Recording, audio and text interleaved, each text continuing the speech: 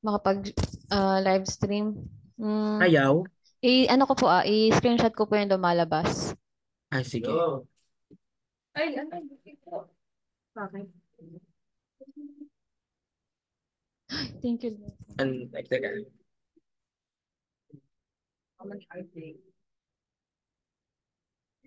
Ayaw ka i-live.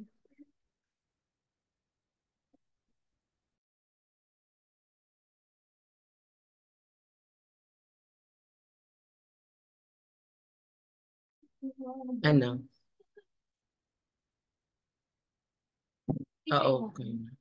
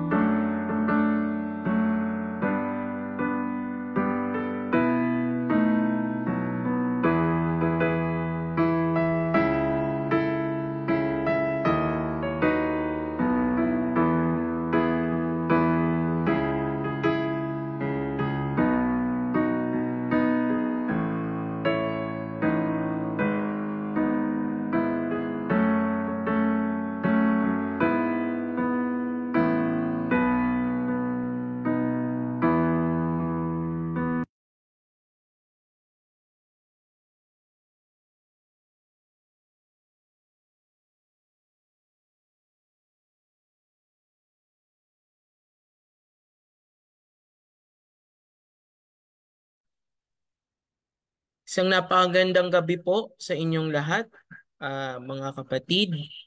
Welcome po sa ating Biblical Spirituality Weekly. No? At sa ngayon po, ako po muna ang inyong magiging facilitator sa gabing ito. Si Sister Laces po ay I think she's having her retreat now, no? One whole week ata po iyon. Let us pray for her as well po, ano? As she for this retreat. And simulan po natin itong ating Biblical Spirituality Weekly. Binabati ko po muna lahat po ng naririto na kasama natin sa ating Zoom, sa loob ng ating Zoom room, at gayon din po ang lahat ng mga nasa ating Facebook Live. So, with that, simulan po natin. Di man natin kasama ngayon si Sister Laces dito sa ating Zoom at sa ating Facebook Live, ay nagpadala naman siya ng kanyang summary of last week's reflection sa pamamagitan ng isang video.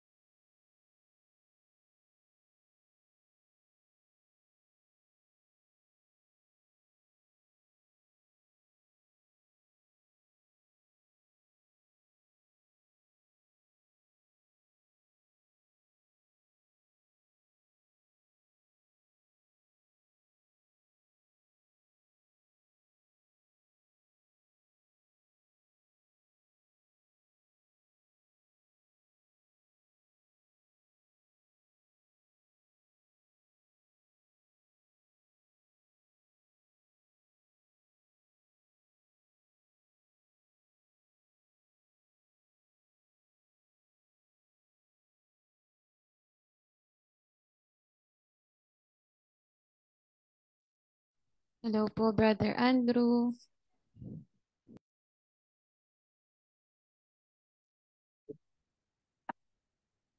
Isang magandang gabi po sa inyo lahat, mga kapatid. Tayo po muna ay magre-recap po ang ating pong episode ng nakaraang pong Martes. Sa nakaraang Martes po, binasa po natin ang Ebanghelyo kay San Mateo tungkol po sa taong mayaman and his encounter with Jesus Christ. Ang mga sharing po ng ating dalawang mga Bible coordinators, Bible apostles, ay maraming pong pwede natin mapulot doon sa kanila.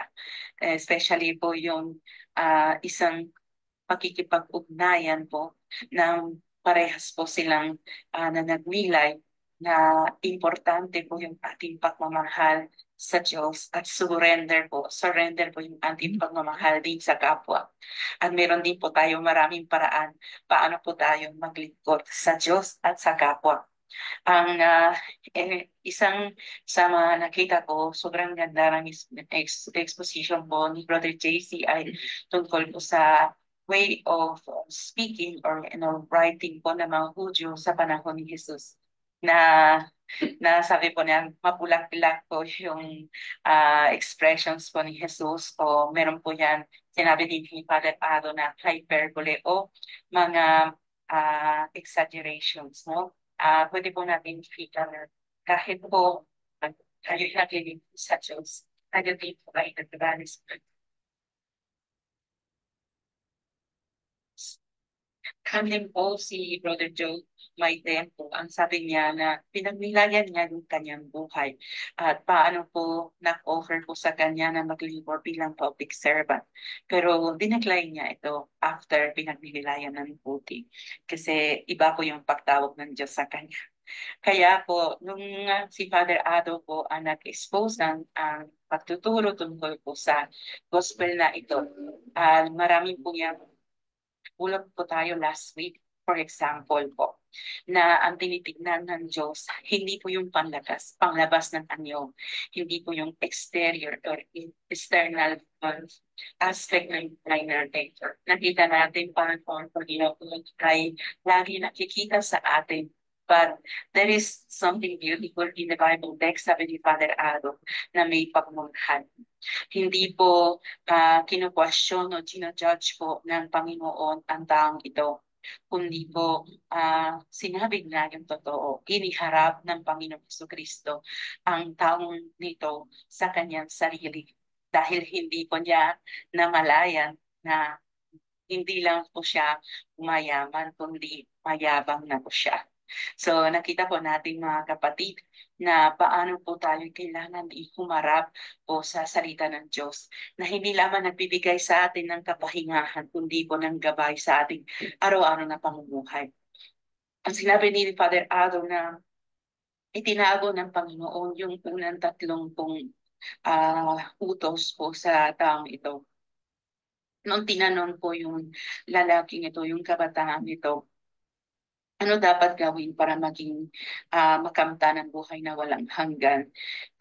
Sinabi ni Jesus muna yung mga utos na may kaugnayan po sa mga tao.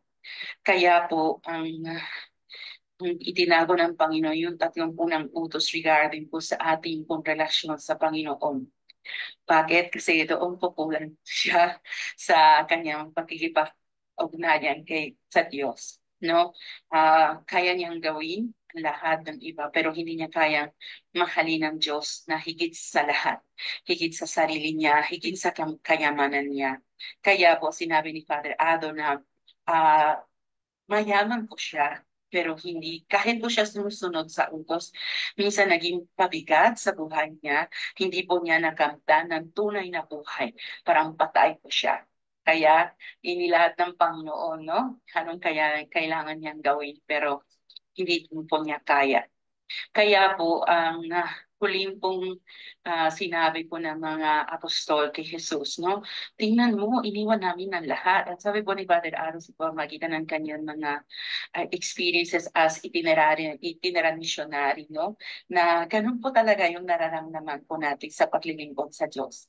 Iniwan natin isang nanay, isang tatay, ilang po mga kapatid.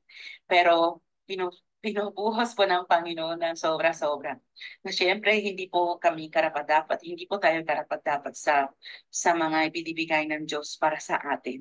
Kaya ang kailangan natin ay talaga mahalin natin ang Diyos na higit sa lahat. Ay, huwag po nating isipin ang kayamanan muna, no? At kailangan natin maging malaya sa kayamanan ito kasi di tayo makapasok kung marami tayong bagahe, no? Di tayo mag-walk free kung marami po tayong dinadala. Kaya po, yun ang ibig ko sabihin na mas madali na tumaan ang isang kamelyo sa butas ng karayom, no? Kaysa sa isang mayaman ay papasok sa langit. Kasi ito po yung sinabi po ni Father, yung hyperbole, no? Na kailangan po niya masabi ng exaggeration para maniwala po tayo, no? Para matouch po tayo, no? Kaya instead of just looking at the literal meaning, titingnan po natin anong kailangan natin iwan. Kasi instead of only tinitingnan o isipin yung mga kayamanan, mas marami pang ibang bagay na ini-offer ng Panginoon sa atin, no? Sa pamagitan ng mga pagpapahala, sa pamagitan ng ating paglilingkod, na sinabi ni Father ano na, ito kailangan na gawain, kailangan hindi po tayo lagi naglilingkod at nagbibigay. Pinupuno tayo ng Diyos sa pamagitan ng mga salita niya, sa pamagitan ng mga reflections. Kaya po mga kapatid, patuloy po tayo sa ating pong susunod na bahagi po sa ating Biblical Spirituality Weekly. Maraming salamat po, Sister Lacis. Ngayon po sa ating pagpapatuloy ng ating Biblical Spirituality Weekly upang gabayan tayo ng Panginoon sa ating pagninilay ng mabuting balita, ay magkakaroon po tayo ng opening prayer na pamumunuan po ni Brother Jairus Almasan.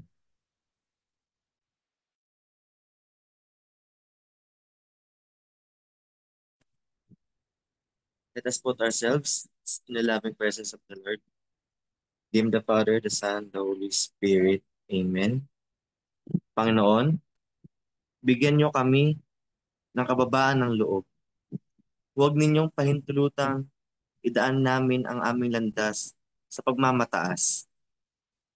Bigyan niyo kami ng kahinahunan at bukas na tainga upang makapakinig sa iyong salita at naaayon sa iyong layunin. Hinihiling namin ito sa pamamagitan ng iyong anak, kasama ng Espiritu Santo, magpasawalang hanggan. Amen. In the name of the Father, the Son, the Holy Spirit. Amen. Maraming salamat, Brother Jairus. Ngayon po ating tawagin ng Diyos Espiritu Santo upang maging ating gabay sa gabing ito.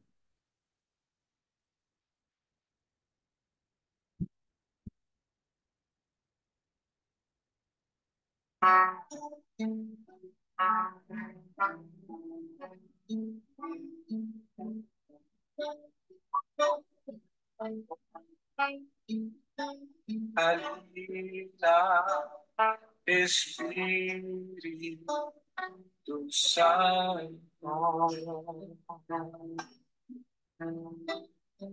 kinakailangan kita.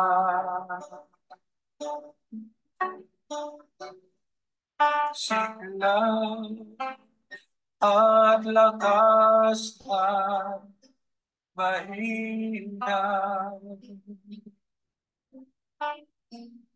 pag-asa ka namin lahat.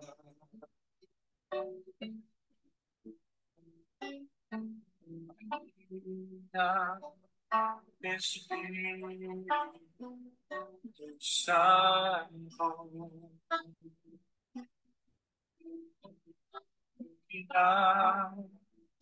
kailangan kita.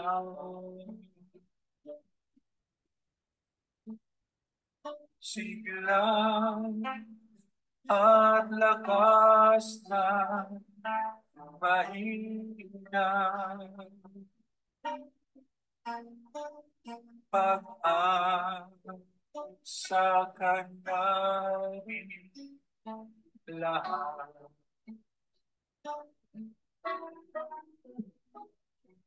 Halina, Espiritu Santo,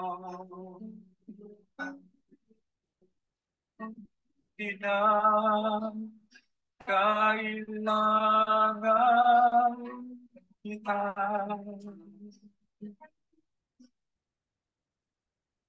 Siglang at lakas ng mahina, pag-asa ka namin lahat.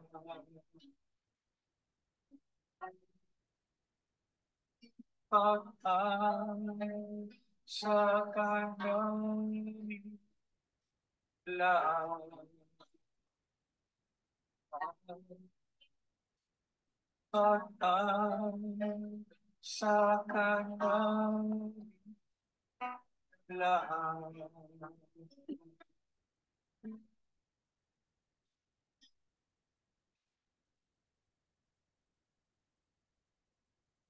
At ngayon naman po, ating pakinggan at makinig po tayo sa pagbabasa ng Ebanghelyo ng mabuting balita ng Panginoon hango sa Ebanghelyo ni San Marcos, chapter 10, verse 35 to 45, na ipahahayag ng ating kapatid na si Sister Amy Tolentino.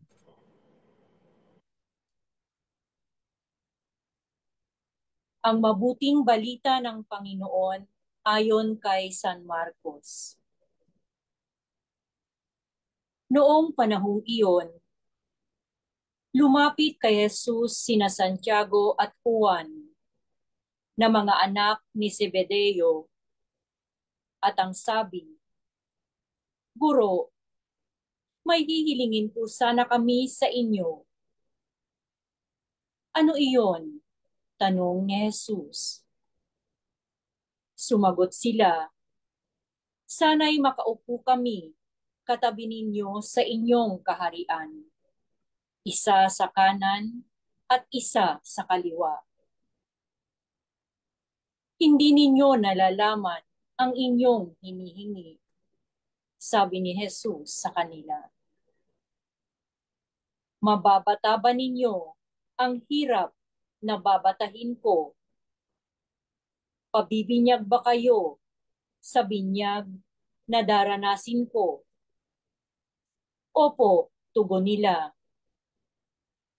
Sinabi ni Jesus, ang hirap na babatahin ko'y babatahin nga ninyo at kayo'y bibinyagan sa binyag na daranasin ko. Ngunit wala sa akin ang pagpapasya kung sino ang mauupo sa aking kanan at sa aking kaliwa. Ang mga luklukang sinasabi ninyo'y para sa mga pinaghandaan. Nang marinig ito ng 10 alagad, nagalit sila sa magkapatid. Kaya't pinalapit sila ni Jesus at sinabi, alam ninyo na ang mga itinuturing na pinuno ng mga hintil ay siyang pinapanginoon at ang mga dinadakila ay siyang nasusunod. Ngunit hindi ganyan ang dapat umiral sa inyo. Sa halip, ang sino man sa inyo na ibig maging dakila ay dapat maging lingkod, at sino mang ibig maging pinuno ay dapat maging alipin ng lahat. Sapagkat ang anak ng tao ay naparito hindi upang paglingkuran, kundi upang maglingkod at ibigay ang kanyang buhay sa ikatutubos ng lahat. Maraming salamat po, Sister Ami Tolentino, sa pagpapahayag ng mabuting balita. Ngayon po ay patuloy tayong magnilay sa mabuting balita na ating narinig sa pamamagitan ng awitin na ito.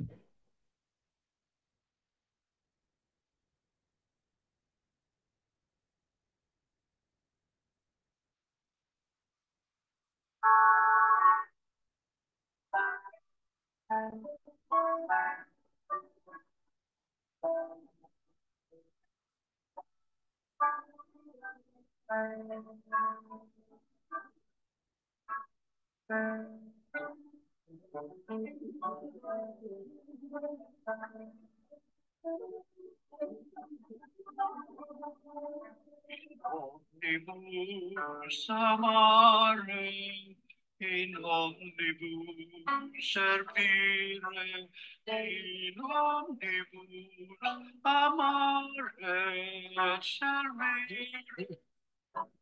Domino, in everything, love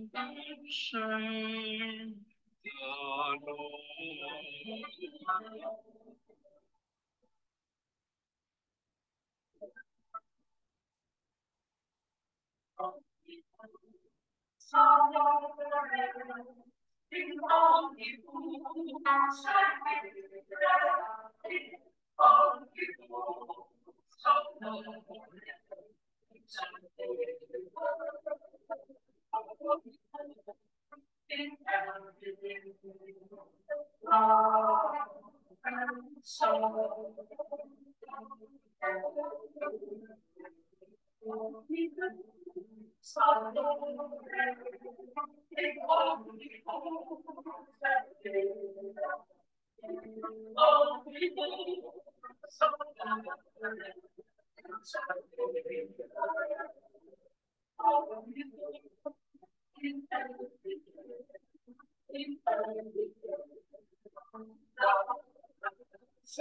the Lord.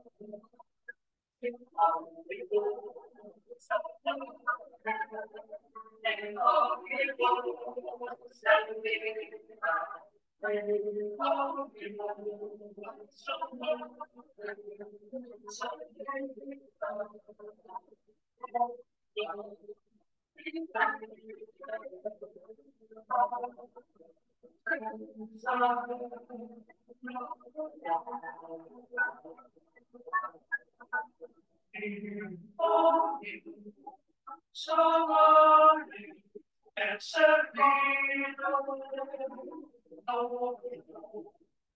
in everything, love and shine.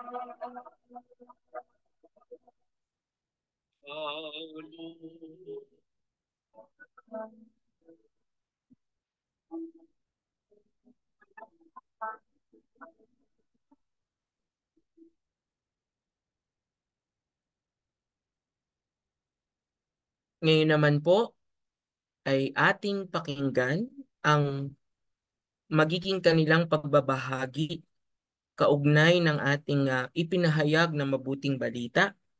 Naririto po ang ating kapatid na si Brother Charles Mata.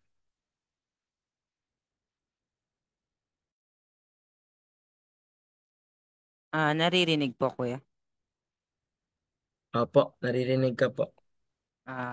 Magandang gabi po sa inyo lahat. Ang ebanghelyo noong nakaraang linggo ay nagtuturo kung paano maniwala at magtiwala sa Diyos. Kung paano magpakumbaba at magbahagi sa iba. Ngayon, ebanghelyo naman ay tumutukoy kung paano magpakumbaba at mamuhay ng naaayon sa Kanya. Minsan, tayo piling natin na mas nakakaalam at nakakaangat tayo sa iba. Na mas malinis tayo sa iba dahil tayo naglilingkod sa Diyos. Piling natin sila mali at ikaw ay palaging tama. At pinagpala ng Diyos kaysa sa iba. Minsan nakala natin ay nakakaangat tayo sa iba dahil tayo ay may posisyon sa buhay. At ginagamit natin ito upang paglingkuran tayo ng iba. O sabihan ng magagandang salita. And we are leader, but we are not fulfilling our role as a leader to them. But God is telling to you that serve and be humble. You are called because I want you to inspire others, and lead them to come to me. Na sinasabi sa atin na lagi tayong magpakumbaba at sundin ang ating Panginoon. Na being a leader is not being on top, but being a stepping stone to others to go to the top together. And sinasabi sa Isaiah 60:22 that at the right time, I, the Lord, will make it happen. Ayun lang po. Thank you po. Maraming salamat, Brother Charles Mata. Ngayon naman po ay ating pakinggan ang isa pa pong sharer ng tungkol pagpapahayag ng ating mabuting balita ayon kay San Marcos, si Sister Dindin Geloso. Magandang gabi po, brothers and sisters. So, tunay nga pong napakaganda ng ating ebanghelyo ngayong darating na linggo. At ito rin ay ang linggo ng misyong pandaigdig. So, habang pinagninilayan ko po kanina ang ebanghelyo, talagang tumagos po ito sa aking puso at isipan. So, ayun nga po, sa binasa kanina na mabuting balita, ito po ay tungkol sa paglilingkod. Dati po, nung bata pa po ako at hindi pa po ako naglilingkod sa simbahan, dinadala lang po ako ni mama para magsimba. Iniisip ko po dati na ito bang mga nagbabasa sa simbahan or lectors and commentators na ito, yung mga MBG, mga collectors, mga sakristan na ito ay binabayaran ba sila? Ba't nila ginagawa yun? Or after ba ng misa, pinapakain ba sila ni Father? So, ganun po yung thinking ko dati. And yun din po yung tanong ko dati. Pero, unti-unti po, nung nagkakaroon na po ako ng sariling pag-iisip at naging lingkod po ako sa simbahan, marami po akong na-realize at natutunan. Naranasan ko rin po na hindi talagang madaling maging isang lingkod ng Diyos. So, marami kang haharaping issue sa simbahan, mga problema, so, mga kahinaan mo, at yun nga, yung mga taong hihilain ka talaga pababa, at hindi po yun mawawala. Subalit po sa kabila ng mga problemang iyon, hindi pa rin po ako pinapabayaan ng Diyos. May mga times po na gusto ko nang sumuko sa pagsiserve. May mga times din na tatamad din ka talaga na mag-serve. Pero may isip ko po na hindi naman para sa akin yun eh. Para naman sa Diyos, kaya ako naglilingkod. Binabalik ko lang yung grasya na ibinigay niya sa akin. At ayun nga po, sa paglilingkod po, hindi po talaga ako humihiling ng kahit anong kapalit po or kondisyon. Then, minsan po, may mga pumupuri sa'yo, pero ako po, ayoko po ng ganun at nahihiya pa po ako minsan. May mga nagsasabi po na, "Uy, sister, ang galing mo magpahayag ng pagbasa. Uy, sister, ang taas ng boses mo, parang anghel." Sinasabi ko na lang po sa kanila na, "Ay, hindi, sister, grasya po ng Diyos yun, tsaka para po sa Kanya naman." Then, ayun po, lagi ko rin po iniisip na dapat paglingkuran natin ang kahit na sino. Hindi yung mamimili lang tayo ng paglilingkuran natin. Yung mga taong nagbibigay sa atin ng kapalit. Yung for example, kaya mo siya paglilingkuran kasi may hihilingin ka, may kapalit yun. So, dapat po hindi po ganun yung iisipin natin. At wag din po natin isipin na sa lahat ng oras, dapat tayo po yung pinaglilingkuran. Sa halip po, tayo po yung maglingkod ng buong puso sa Diyos at lalong-lalo na po sa ating kapwa na nangangailangan na wala pong kapalit na kondisyon. Yun po. Maraming salamat, Sister Dindin, sa magandang pagbabahagi. Ganon din si Brother Charles. Maraming salamat sa magandang pagbabahagi. Mga kapatid, si Father Adonis po, Father Ado, ay naka-join lang sa atin via Facebook Live ngayong gabi. No? Meron po siyang kailangang puntahan at gawin. Kaya ang ating mapapakinggan lamang po ay ang kanyang video recording ng gospel exposition po. No? Kung meron pong problema sa ating audio kung sakali, subukan ko po nalakasan pa pero kung hindi na po ma-adjust ay kung maaari adjust na lang din po ninyo ang inyong mga kung saan man po kayo nakikinig sa ngayon. Ating pong pakinggan ang exposition of the gospel by Father Adonis Saclolo.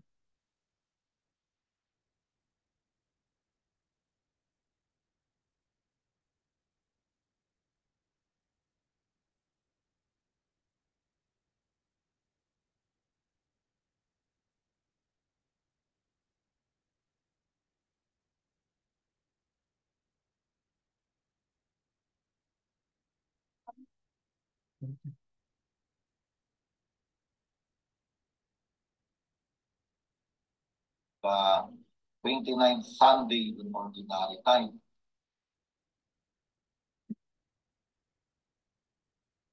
Magandang gabi mga minamahal na Bible Apostles, Bible Coordinators at lahat ng mga kapatid natin sa kasama natin nagninilay sa mabuting balita para sa darating na linggo, the 29th Sunday in Ordinary Time.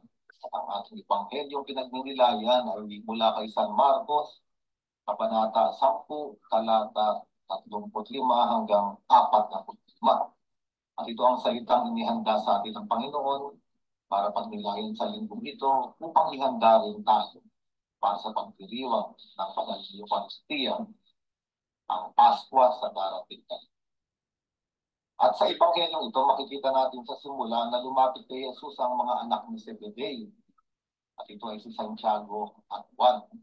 Maaalala natin itong dalawang magkapatid na ito ay ang mga naunang disipulo na tinawag ni Jesucristo kung sila ay mga pangingisda pa lamang. At kaya sinabi nila kay Jesus, Guro, may hilingin po sana kami sa inyo. At ang sagot ni Yesu Kristo, ano ang maipaghilingin ko sa inyo?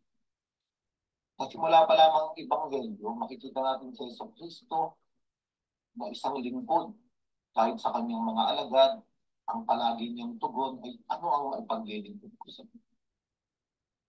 At ito ay kaiba sa panahon ni Yesu Kristo sapagkat sa panahon ni Yesu Kristo ang mga rabay o ang mga tagapagturo, sila dapat ay pinaglilingkuran ng kanilang mga tuturuan, ng kanilang mga disipulo. Kahit anong pagawa nila, may kapangyarihan silang ipagawa sa mga sumusunod sa kanila. Ngunit sa tagpong ito, tila ba si Yesu Kristo ay nakahanda na paglingkuran itong mga alagad niyang may hinihiling sa kanya. At makikita natin itong si Santiago at si Juan, sila ay mga unang disipulo ni Yesu Kristo. At kung titignan natin, ito ay nasa isip din ng mundo ngayon. Sa isip ng mundo ngayon, ito yung tinatawag natin seniority. Na kapag ako ang nauna, ako ang mas matagal, ako ang mas unang kasama, ako ang mas naunang naroon, ako ang mas may karapatan. Maaaring natin sabihin, maaaring ito ang kaisipan nitong dalawang magkapatid. Kaya nga, ang sabi nila kay Yesu Kristo, sana ay makaupo kami, katabi mo sa iyong kaharian, isa sa kanan at isa sa kaliwa. So, para bang pakiramdam nila ay may karapatan sila na maupo sa importanteng lugar, sa mahalagang lugar, katabi ni Yesu Kristo kapag naghari na siya. Makikita natin dito yung pangarap nila na maparoon sa isang pedestal, isang lugar na dinadakila, kinikilala at pinupuri. At ito yung pangarap nila at hinahabol nila. Pero sa kontekstong ito, mauunawaan ulit natin na para bang hindi nila nauunawaan ang misyon ni Jesus Kristo. Sapagkat ilang ulit na sinabi ni Jesus Kristo na ang anak ng tao ay naparito. Siya ay magdurusa, papahirapan, papako sa krus, mamamatay, ibibing at muling babalik. Ang ibig sabihin ng luwalhati o kadakilaan para kay Jesus Kristo ay pagsunod sa kalooban ng kanyang ama para iligtas ang sa katauhan. Ngunit ang kadakilaan na ito ay dadaan sa paghihirap, dadaan sa krus. At ilang ulit na rin natin na pagnilayan na ang krus ay hindi isang dakilang lugar sa panahon ni Yesu Kristo. Ito nga ay isang matapang lugar, tinuturing na lugar ng mga kriminal. Lugar ng marunong. At tila bang hindi nila ito naunawaan at hindi nila ito narinig. Kapagkat ang kanilang ilusyon o ang kanilang iniisip ay isang lugar na nagniningning, kinikilala at pinupuri ng daigdig.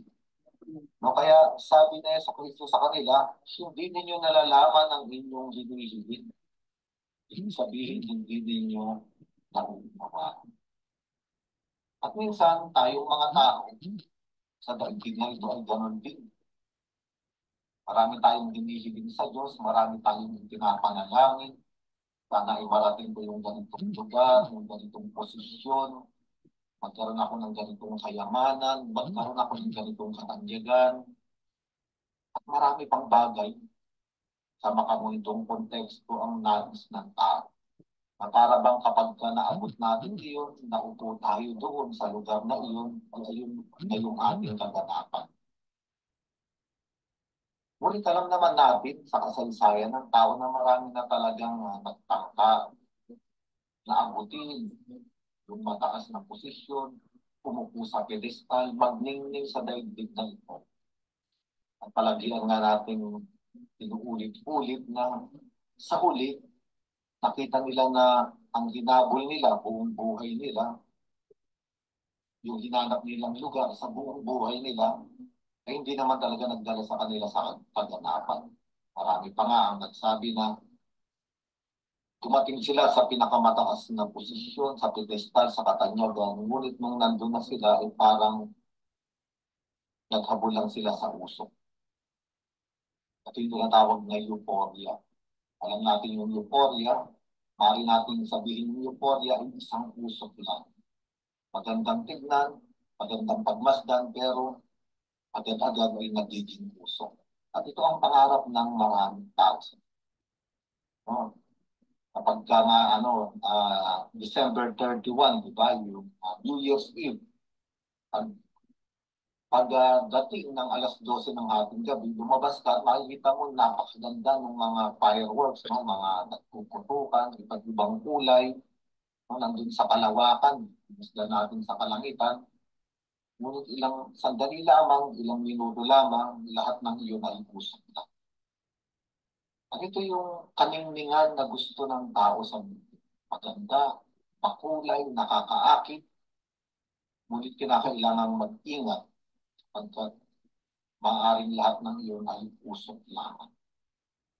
Usok lamang. Kaya kasi sabi niya sa Kristo, mag-ingat kayo. Sinasabi niya rin sa atin, mag-ingat daw tayo kung ano ang ating sinisihin o ano yung pinagnanasaan ng ating puso.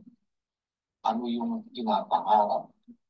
So sabi rin dito na hindi naman masama na bumuo ng mga pangarap, mag-aral, magtrabaho. Hindi ito masama. Pero ang masama dito ay yung akalain natin na kapag narating na natin yun, o nakuha na natin yung mga bagay o lugar na yun, posisyon na yun, ayun na yung totoong kaligayahan. Kasi bandang huli, ang sinasabi rito, ang pinapanginoon mo ay yung mataas na lugar, ay yung mataas na posisyon, at hindi ang totoong Panginoon. Hindi yung totoong Panginoon na ang kadakilaan o yung luwalhati ay naipakita sa pamamagitan ng pagkabayubay sa krus. At ang pagkabayubay ni Jesucristo sa krus ay isa lamang ang kahulugan o dahilan dahil pinipibig niya sa katabi. Nais niya muli tayong ibalik sa ating ugnayan sa Diyos na kasalangit. Kaya nga, sinabi ni Jesucristo dito, maiinuman ba ninyo ang kopa na aking iinuman? Kakaya ba ninyo ang bautismong ibabautismo sa akin? Opo, tugon nila. At kung babalikan natin, ano ba itong kopa na iinumin ni Jesucristo? Babalik tayo sa hardin ng Getsemani.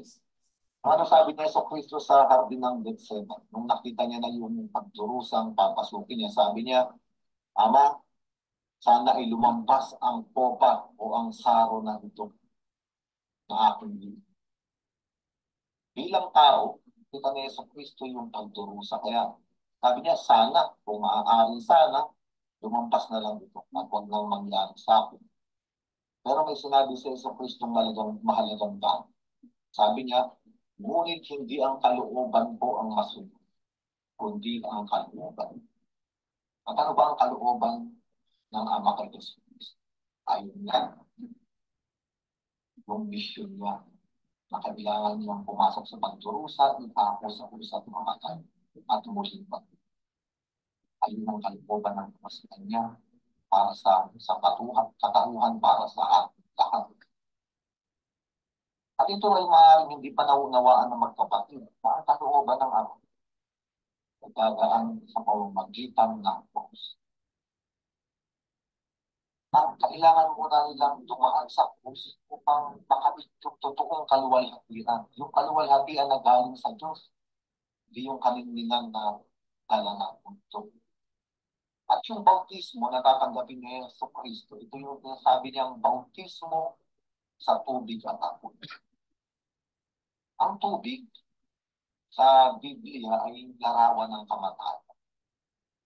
Halimbawa, yung dagat na pula, larawan din ng kamatayan. Yung tubig noong panahon ng Noah ay larawan ng kamatayan. Kaya nga, nung si Jesucristo ay maglakad sa ibabaw ng ibig sabihin nun ay nagtagumpay siya sa kamatayan. Ngunit kailangan niya munang lumubog sa tubig bago maglakad sa ibabaw. Ibig sabihin, ganun din, kailangan niya munang mamatay bago siya pumasok sa pagkamuhay. At ito nga rin yung tanda ng binyag ng mga Kristiyano. Kapag tayo ay binibinyagan, lalo na sa sinaunang simbahan, ang mga binibinyagan noon ay inilulubog talaga sa tubig. Ang ibig sabihin ng paglubog sa tubig ay pakikisa sa kamatayan ni Jesucristo. Ngunit ang binibinyagan ay aahon din mula sa tubig bilang pakikisa sa kanyang muling pagkamuhay. So ang ibig sabihin ng magkapatid na si Juan at si Santiago, opo, iinumin namin yung kopa, magpapabautismo kami. Ibig sabihin ay dadaan din sila sa kamatayan. At sabi ni Jesucristo, at alam ni Jesucristo, ang kopang aking iinumin ay iinumin nga ninyo, at ang bautismo na aking tatanggapin ay tatanggapin din. At totoo naman, nung muling mabuhay na si Jesucristo, nung naunawaan ng mga alagad ang lahat ng nakasabi ni Jesucristo, si Santiago, anak ni Zebedeo, kapatid ni Juan, ay naging martir. Siya ay pinatay ni Herodes.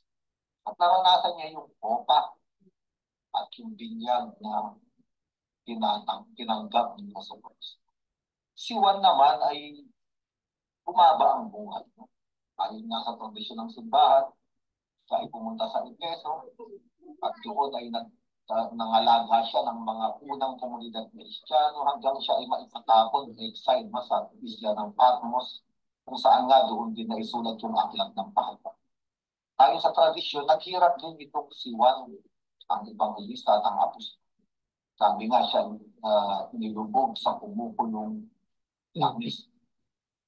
At totoo, maaaring sa tagpong ito, hindi nila naunawaan si Jesucristo. Ngunit nung bumaba na yung Espiritu Santo sa araw ng Pentecostes, nalaman na nila yung totoong kawitan, yung totoong misyon nila. Hindi ang maging dakila sa daigdig na ito, hindi ang magningning. No, kung hindi maging dakila sa pagpasok sa kalooban ng Diyos.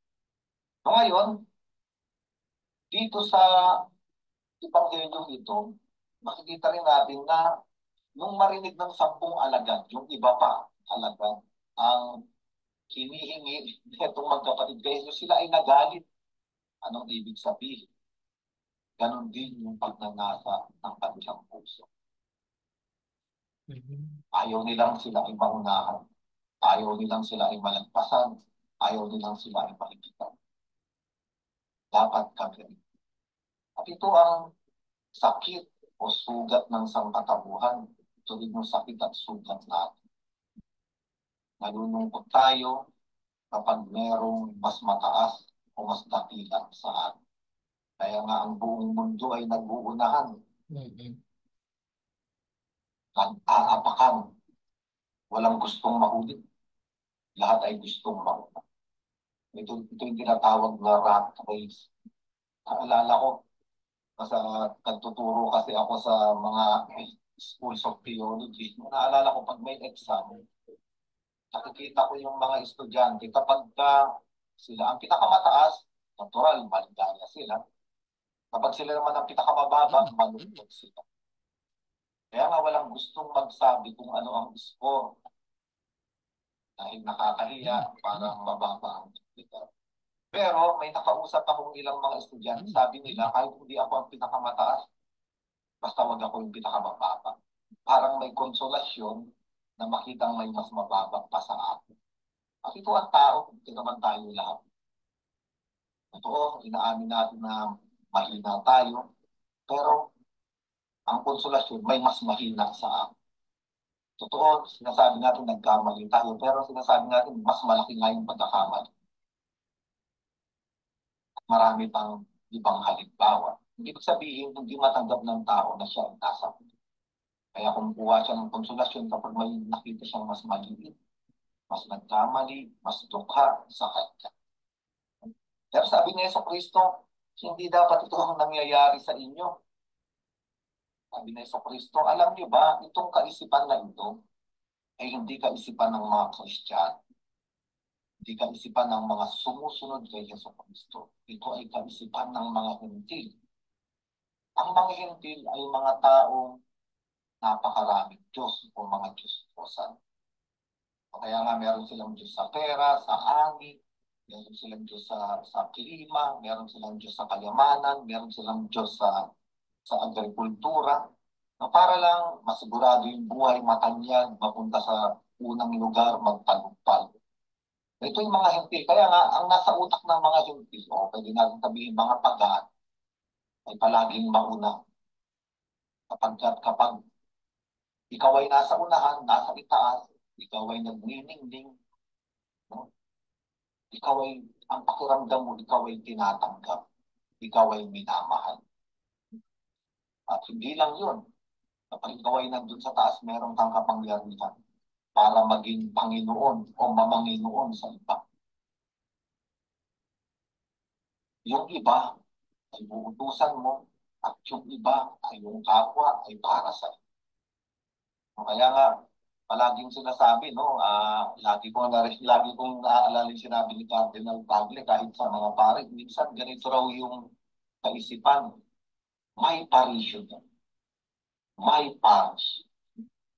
Para bang ako, sa akin ng parokyang ito, sa akin ang mga parokyano. Kaya nga, kailangan kung anong sabihin ko ay sundin nila. At hindi lang naman dito sa mga pari, no? Mas malala pa nga sa politika. Sa akin ang lugar na ito, sa akin ang posisyon na ito, yung mga tao sa ilalim nito ay sa akin. Lahat ng gusto kong gawin, lahat ng sasabihin ko, dapat sila ay sumunod. Ang panganib nito, katulad ng kaisipan ng mga hindi, kapag ikaw na yung pinapanginoon, wala na yung tunay na Panginoon. Kapag ikaw na yung dinidiyos, wala na yung tunay na Diyos. At ito ang unang kasalanan ng tao, mga minamahal na kapatid. Ang unang kasalanan ng tao ay dahil lang sila ng ahas o ng diablo na sila ay magiging Diyos. Kaya nga, nawala yung ugnayan sa Diyos, nawala sila sa buhay ng Diyos, nawala sila sa paradiso dahil sila ang naging Diyos. At ito yung sinasabi sa Ebanghelyo. Ako na ang Diyos, meron akong sariling daigdig, may sarili akong mundo. Yung mga tao sa daigdig na binuo ko, sila ay mga tinatawag natin role player o mga secondary cast. Pero yung main actor o main actress ay ako.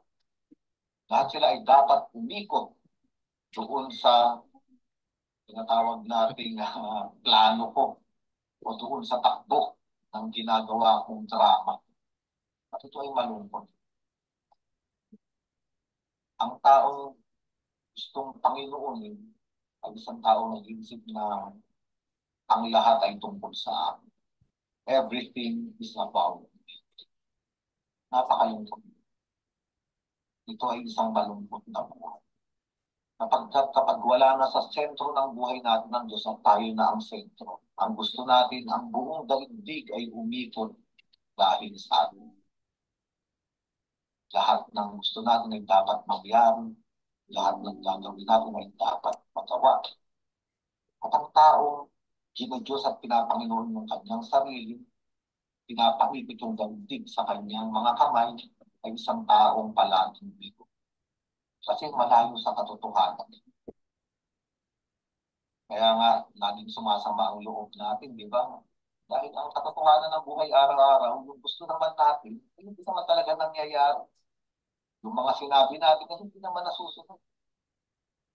Gusto natin magbago yung taong ito, gusto natin magbago yung buhay natin, gusto natin mawala yung problema na ito. Pero lahat hindi naman nangyayari. Isang tao pa ito. At ito yung panganib kapag merong kaisipan ng tingting na ikaw ay Panginoonin, ikaw ang gawing Diyos ng mga tao sa paligid.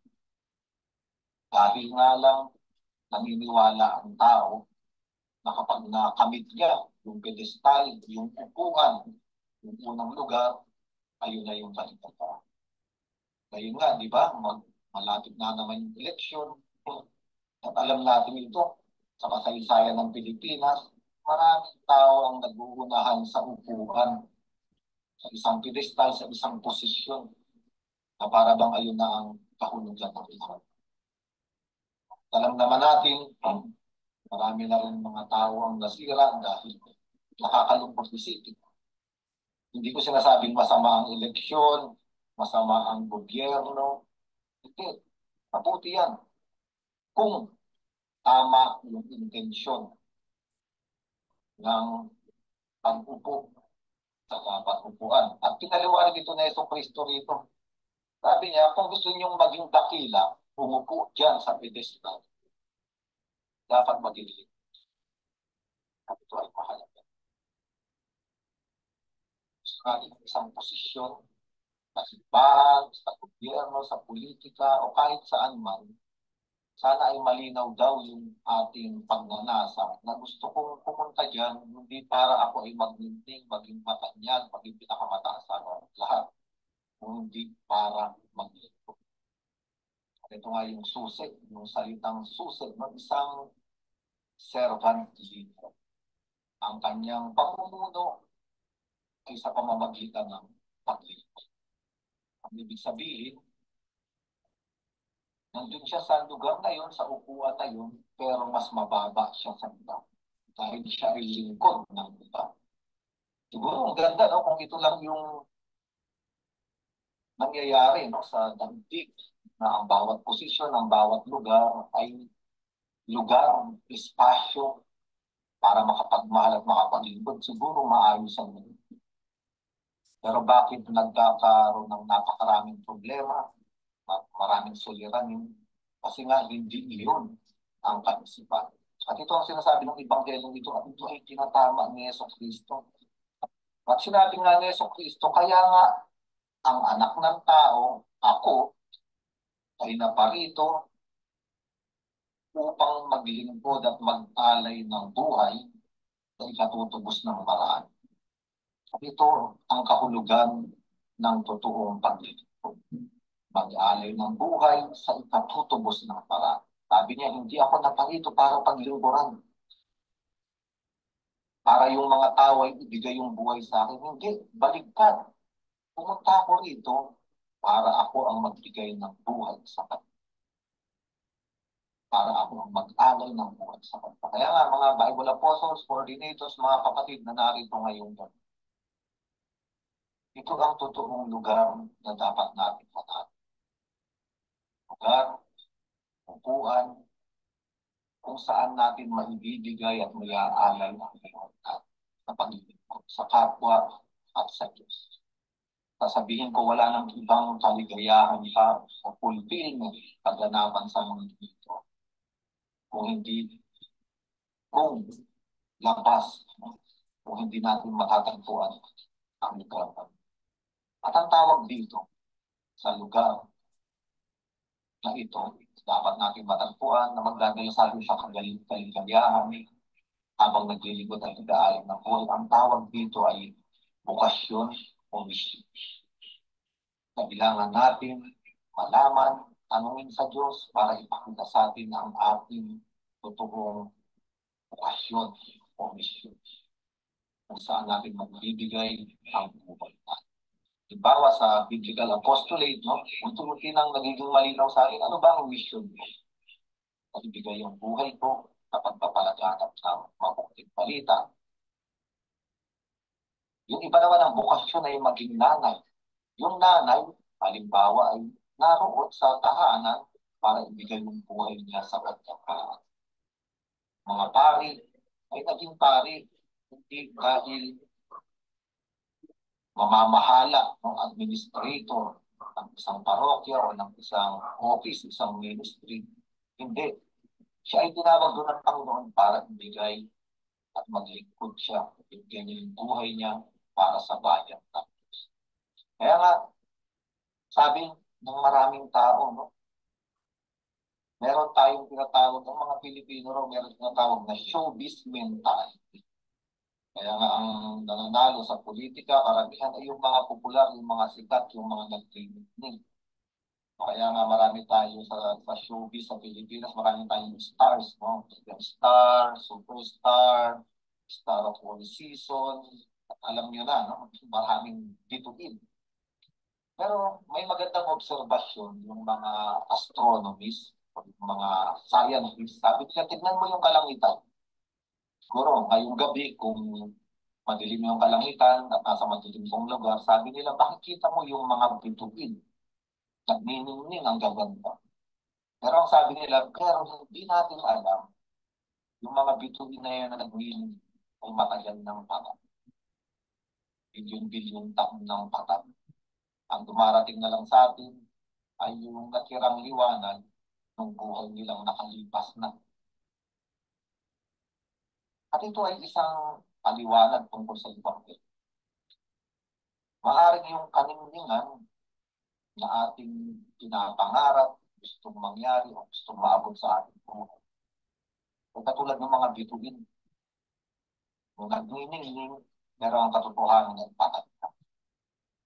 Ang ibig sabihin, ang paghahanap ng pedestal, burok, katanyagan, ay paghahabol sa isang bituing maningning, ngunit walang. Kaya nga, si Yesu Cristo hindi siya nagpakilala na ako ang maningning na bituin. Ang pakilala ni Yesu Cristo sa kanyang sarili, ako ang liwanag. Iba yung kaningningan, iba yung totoong liwanag. Yung kaningningan, maaari mong makita sa dilim, maningning ng mga lugar, maningning ng mga kasiyahan.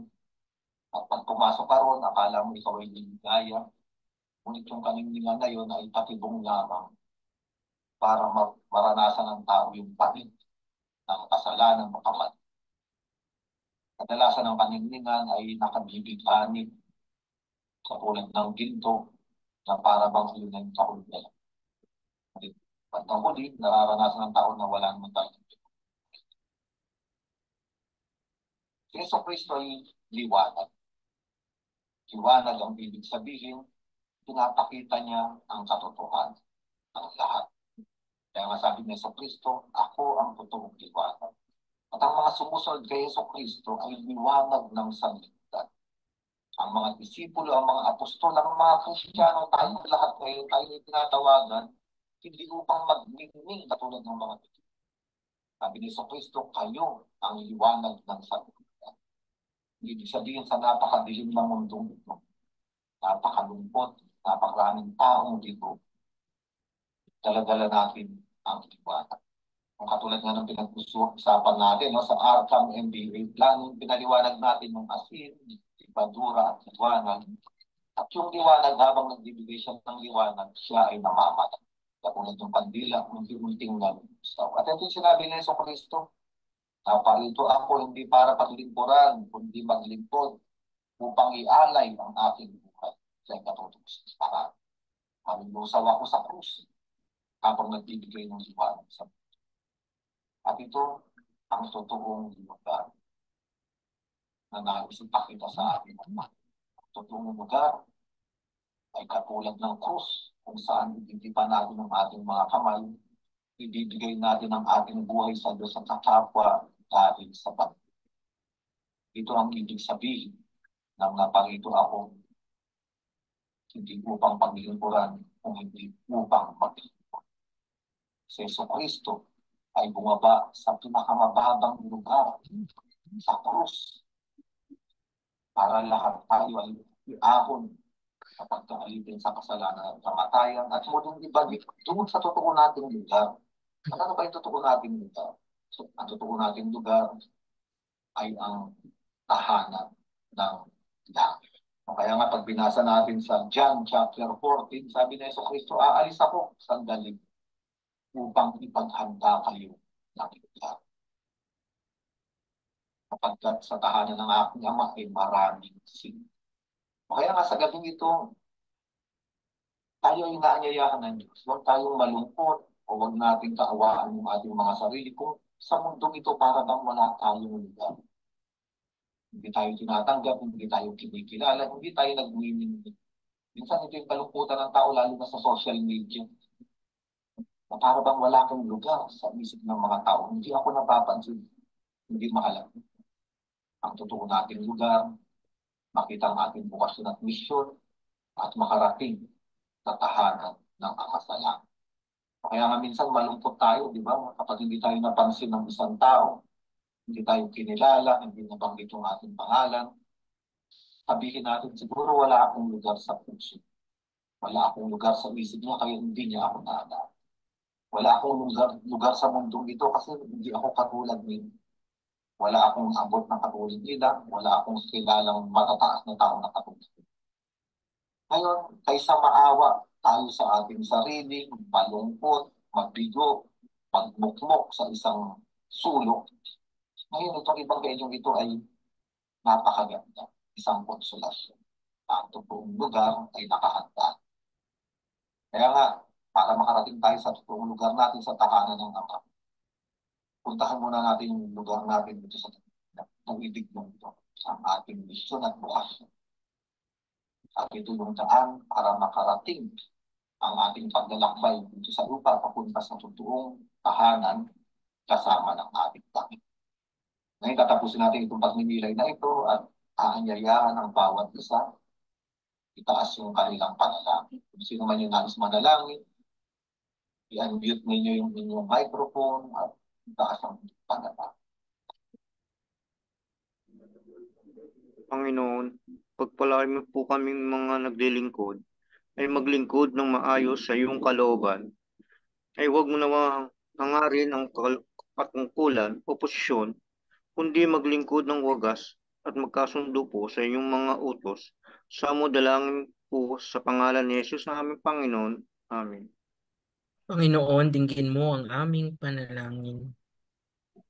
Panginoon, tingin mo ang aming panalangin.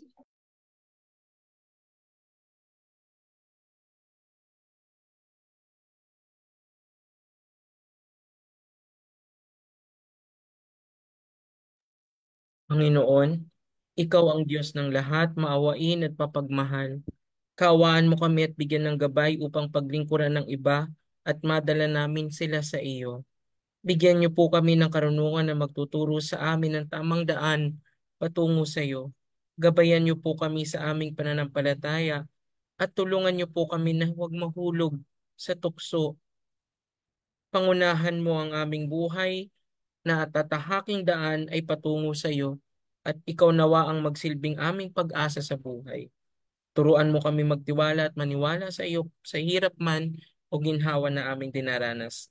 Ito isa mo dalangin namin sa pangalan ni Jesus na Panginoon. Manalangin tayo sa Panginoon.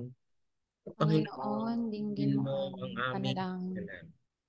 Panginoon, turuan mo kaming maging isang mabuting lingkod sa aming kapwa. Mamulat nawa kami sa katotohanan na hindi matutumbasan ng material na bagay at mga karangalan ang kasiyahang nakakamit namin sa paglilingkod sa iyo. Gabayan mo nawa kami palagi at ilayo sa lahat ng tukso. Manalangin tayo sa Panginoon. Panginoon, dinggin mo ang aming panalangin.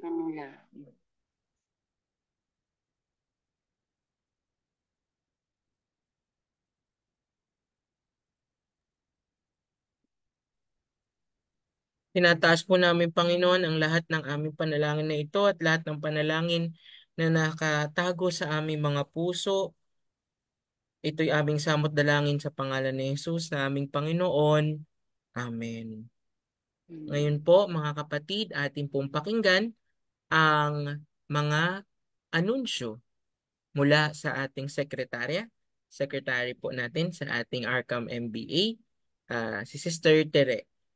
Sister Tere. Hello po sa inyo. Magandang gabi po sa ating lahat, sa mga nanonood po sa ating Facebook Live at dito po sa kasama po natin sa Zoom. Ngayon po, share ko lang po para makita na po ng lahat. Mas madali po nating matandaan ang ating mga darating po na events bago po matapos yung taon at sa bungad po ng taong 2025. So nakita niyo na po ba? May nakaharang lang po pero paano ba to? Okay Ayan. na, Sister. Okay po. So maraming salamat po sa mga nakasama po namin noong October 12 doon po sa National Shrine of Our Lady of Mount Carmel. Ngayon po sa mga darating po na araw, ngayon po October 26 ang ating monthly formation na follow up to the entry program na ginagawa po natin sa mga nakaraang buwan po. Ito po ay gaganapin sa Santuario de San Jose Parish mula alas 8 ng umaga hanggang alas 12 po ng tanghali. Ngayon po, makikiusap po ulit ako sa inyo. Mag-send po ulit ako sa ating group chat ng ating running list po ng mga a-attend po sa araw na ito para po malaman po namin kung ilan po yung paghahandaan po natin ng pagkain. So nawa po yung mga coordinators po ng ating mga parishes, sana po ma-update niyo po yun. Isasend ko po yun after po ng ating Bible study ngayong gabi. And para naman po sa ating Advent Recollection sa susunod po na buwan, November 16, inaayos pa po namin yung venue po, pero babalitaan po namin kayo. Pero ang oras po ay simula alas 8 ng umaga hanggang alas 12 pa rin po ng tanghali. So para naman po sa ang ating last event na as in face-to-face na gathering po for the year 2024, ang ating Christmas celebration, December 21 sa Green Sun Hotel, Chino Rosas, Makati mula 7:30 a.m. to 1 p.m. Paano ba ito next? Ito po Ayan. So, para naman po sa ating National Bible Month ngayong 2025 na sa buwan po ng January, meron po tayong Bible Youth Camp mula January 10 hanggang 12 po sa St. Michael Retreat House. And para po sa Bible Olympics ngayong January 18, ito po ay gaganapin sa Nuestra Señora del Perpetuo Socorro Parish. And yung other details po, i-announce po namin po ulit sa ating group chat at sa ating buong Facebook. And also, January 26 is the National Bible Sunday. Nawa po ipagdasal po natin na itong araw po ay makomission po ang ating mga Bible Apostles, coordinators po sa bawat parokya sa Archdiocese of Manila. So, ayun lang po sa akin, Kuya Andrew. Ay, maraming salamat po. Tere. Actually, Sister Tere, may question si Sister Malu, Evangelista sa chat kung yes po. Ngayon pong October 19, ito po ay para sa mga Vicariate of St. John the Baptist. Inaanyayahan po yung mga nakapalibot po ng mga parokya. Kindly confirm po ang inyong attendance sa inyong mga coordinators para po sa mga nais pong sumali. So dito po para sa mga hindi pa po nakaka-attend, hindi po naka-attend sa last na entry program po natin noong mga nakaraang buwan, message nyo lang po ang inyong mga coordinators, and also pwede po diretso na po kay Ate Christy para po sa baka meron pong nanonood na hindi pa po sila connected sa kanilang parokya. Paano po ba? Pwede ko pong i-message po or ano po si Ate Christy kasi siya po yung nangunguna po sa ating entry programs po ng ating Archdiocese of Manila. So yes po, meron po. To answer po yung question, meron po tayong entry program ngayong October 19 and yung venue po sa Santuario de San Jose Parish pa rin po. Ayan po. So buong araw po ito. So kindly coordinate na lang po sa inyong mga coordinator kung meron man po yung mga interesado po. Maraming salamat po. Maraming salamat, Sister Tere. Maraming salamat din po sa lahat na naririto na nakasama natin sa ating Zoom at sa ating Facebook Live. Dahil wala po tayong final blessing, atin pong dadasalin ang panalangin itinuro sa atin ng ating Panginoong Hesus. At pagkatapos po ay mag-alay rin po tayo ng isang Aba, Ginoong Maria para sa paggabay ng ating mahal na inang si Maria para sa ating lahat. Sabay po tayo manalangin, ating itaas ang ating panalangin sa pamamagitan ng panalangin tinuro sa atin ng Panginoon. Ama namin, sumasalangit ka. Sambahin ang ngalan mo. Mapasa amin ang hindi ng loob mo dito sa lupa para ng sa langit. Yan mo kami ngayon ng aming kakanin sa araw-araw. Patawarin mo kami sa aming mga sala para ng papatawad namin nagkakasala sa inyo. At huwag mo kaming ipahintulot sa tukso at yadya mo kami sa lahat ng masama. Amen. Aba, Ginoong Maria, napupuno ka ng grasya. Ang Panginoong Diyos ay sumasa iyo. Bukod kang pinagpala sa babae at pinagpala naman ang anak na si Jesus. Santa Maria, Iyong Diyos, panalangin panalangin mo kami makasalanan, ngayon ngayon at kung kami mamamatay. mamamatay. Amen. Sa ngalan ng Ama at ng Anak na Espiritu Santo. Amen. Mula sa ngalan po ni Father Ado, nila Sister Lacis, at sa lahat po ng officers po, at sa lahat ng ating mga Bible Apostles na kasama natin ngayong gabi sa Facebook Live at sa ating Zoom. Maraming salamat po. Patuloy po tayong pagpalain ng poong may kapal at ingatan. Good night po sa inyong lahat and see you po next week uli. Thank you. Next week, Salamat see you po. on Saturday.